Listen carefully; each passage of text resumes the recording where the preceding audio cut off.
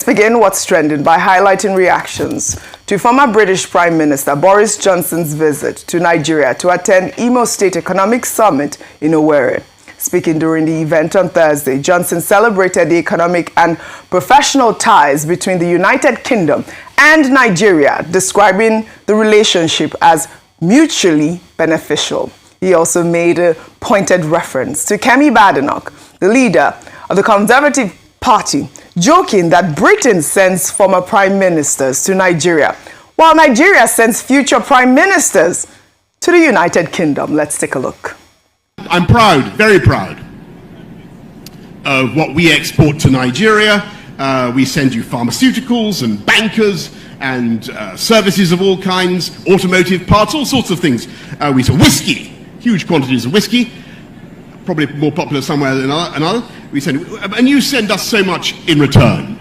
Oil and gas, Nollywood movies, brilliant doctors, nurses, technicians, tech geniuses from Nigeria. Nigeria come to the UK, and we're very grateful. We're very grateful and honoured.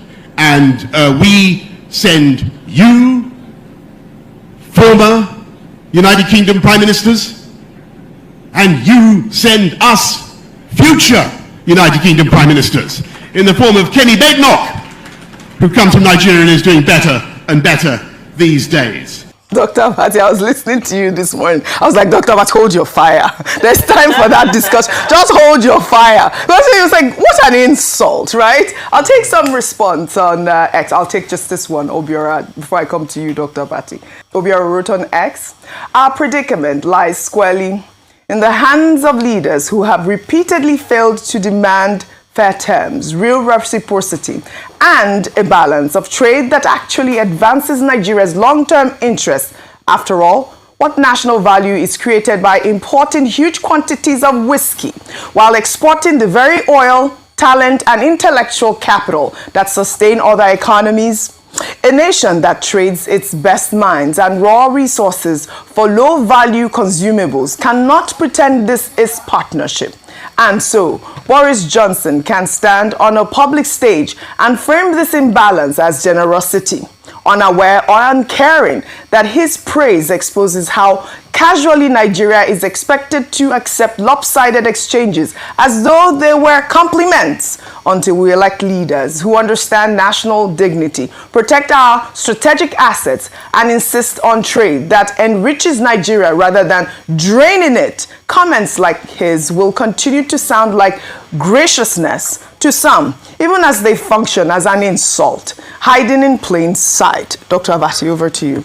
Okay, very quickly. The positive side that I can take from former Prime Minister Boris Johnson's statement in the Owerri Investment Summit, to which he had been invited to deliver the keynote address, was that he addressed the challenge of insecurity in Nigeria. And he said, oh, I feel safe in Nigeria. That I've been reading a lot of things, but looking at it, I don't think that there is any problem in Nigeria. And so this is one international figure who feels very safe to come to our country. And I hope that he will tell his friend, the President of the United States, that Nigeria is safe. He, of course, is a Christian. He's been here and he's been part of the summit. Maybe he has gone back. A very safe environment from his own testimony, and we endorse that. However, the whole idea of inviting Boris Johnson to an investment summit, well, apart from him to just give ideas about what can be done, being a former prime minister, what level of investment is he going to bring? I said the only major investors that I saw there, Aliko Dangote and also Benedicto Rama, who can contribute concrete ideas about investment. And then Governor Uzodinma is holding investment summit. How many months to when he will leave office? This is his second term. He's going to end very soon. If he was very serious about this, he should have done it the first time, the very first within 2 months that he came into power, and he will have had the time to implement it. So even if brilliant ideas were given there, who is going to implement those ideas? So that's why I say give it to Governor Uzodinma. He's a genius in political showmanship. And he achieved this in terms of giving us a truly international summit. Now, to go to what Boris Johnson was saying. Look, the former Prime Minister was insulting us. Yeah. He said he's very happy with what we've been able to export to Nigeria. What did he say the British have been exporting here? They've been exporting large quantity of whiskey. In other words, Nigeria is a country of drunkards. Is it 48 years or how many years whiskey? This is a whiskey. You're absolutely correct. So, in fact, maybe the Nigerian government should do something about this importation of whiskey to Nigeria. Maybe it's responsible for part of our problems. Yes, sir.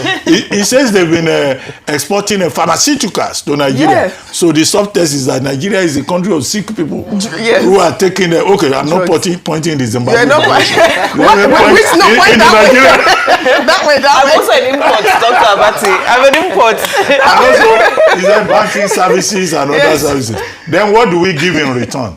In terms of installation, we give oil and gas. Yes. We give tech geniuses. Yes. We give Nollywood. Yes. And on top of it all, he says we are giving Britain somebody who is likely to become prime minister of Britain.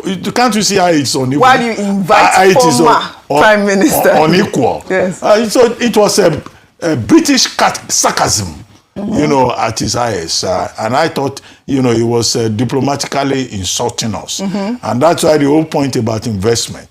I go back to the point made by the vice president.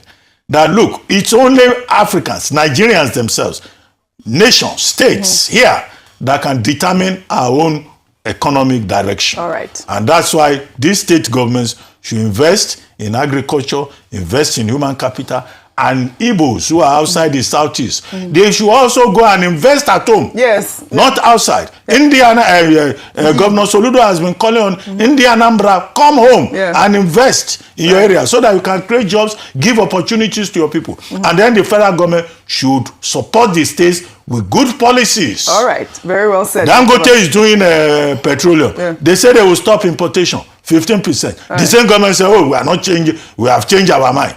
How can a government be encouraging large-scale importation and will not support local productivity? So this is the mismatch, the disconnect that we have. And that's why they can come and tell us that we send the best of our talents. Why they give us whiskey? All right. Large quantities of whiskey. Who are the people drinking the whiskey? We know them. But so anyways, whiskey is our own fentanyl. All right. It's our own cocaine. No, but there's a public Dr. official who talks about hold on. whiskey. Yes, we know the people who love 48-year-old old whiskey, right? Do we produce whiskey here in Nigeria? Okay, now so okay. Well, talking about we have Ogogoro. Sapele water. Yeah. No, but they're doing great branding now with it. They've commercialized it and made it very formal. You want to join the British to laugh at us? I want to export Ogogoro to the Brits. High five. Well, you know, speaking about Igbos coming back to and I think it's quite a valid point from Vice President Kashim Shettima, also with the Anambra State government, calling for the Igbos to invest in the Southeast.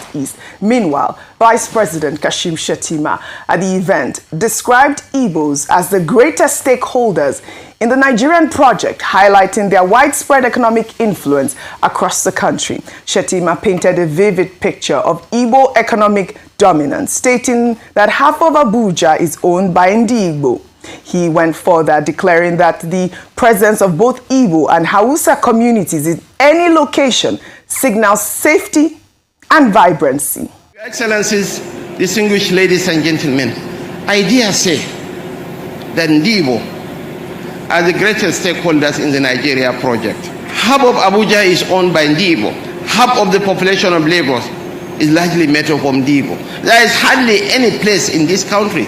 If you don't see an Igbo man, you better run away from that place. If you don't see a Hausa man, you better run away from that place.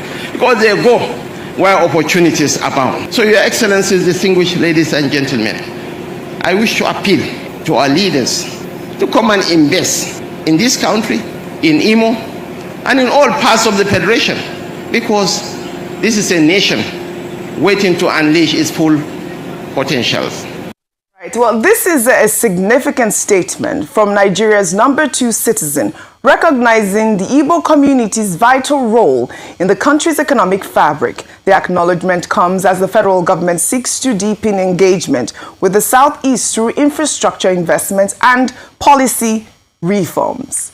Meanwhile, at the summit, Governor Hope Uzodinma highlighted Imo State's strategic advantages, including what he called the largest proven gas reserves in West Africa. Some other notable figures at the event include business mogul Alhaji Aliko Dangote, who announced that his conglomerate would become one of Imo State's biggest investors, and former Afrexim Bank President Benedicto Rama, who revealed that the bank is already constructing a multi-million-dollar quality compliance and exports facility in this state. I mean, these are notable investments that we have seen from this summit. I'd like for you to tie in your thoughts with Vice President Kashim Shettima talking about the Igbo resilience and, of course, the Hausa communities. It says, if you don't see an Igbo man in a community or even a Hausa, just live there. Business is not that place is not prosperous. But, it speaks volumes. Yes. We've talked about the enterprising nature of the people, of the Igbo people, especially people from the Southeast.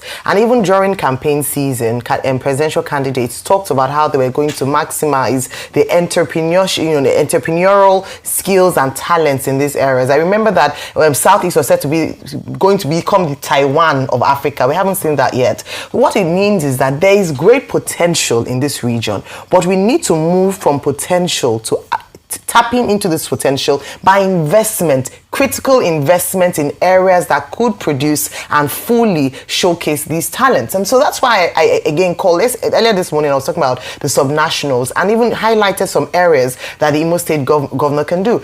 The important thing is that a 2-day summit, economic summit, is good.